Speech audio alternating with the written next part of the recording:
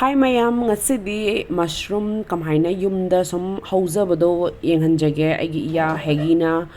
hawan thabani ko aduga yam phajana sigize haure yumda dum koina khara kahani adum naturally thab haigadra dune ado mushroom je yamna phai akoi hakchangi oina moize cholesterol sodium free ni adagi fat ju yam low oi high aduga dietary fiber na adura yam phaba ko aduna mushroom je dum chaba phai koi vegetarian myam gi ayama mushroom je chawgan ju hainei ko aidi makal kahani sabji tawrasu yai adagi kahong awrasu yai loin tawba yare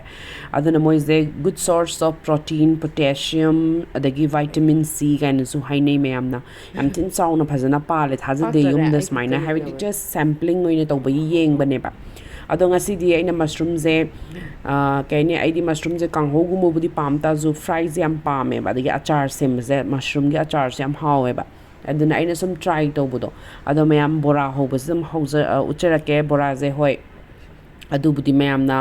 kaini deep fry tawbje phatte khote dum hainare ko adisu yamna tawbun natte kitang ne tare ni pandang tawbune haidi sum hawbudu sum chaning bagi ba ahambadu su yam chagre hanasu ado phajana dum koi bora hobagi type da beson da dum luppaga hawba phajana al hawe be yamna ko kitang budi matam changaga laitharaga dumain tara khra krem lahaning bai di tawbi ai ko tawgadabane habidi yam kanna mai lekhal adiga syam krem laura kha lekhatlaga ba low medium la dum thambi ba mase aduga khara koina minute manga mo phajana tawbiraga ba ko adum tawbi aduga yamna health conscious oiba mi myam gi dum air fryer da tawa ai air fryer da tawsrang khalam badagi sum ngai ba ngamang ta da dum phareda bora hobu nimit dum hojal lage na haughibane ba ibudi ayama matam de ko ju air fryer dum season ba yawi ko aduna mayam gi alternatives like that dum tawbi ba ya adu bu hawbadi hawre he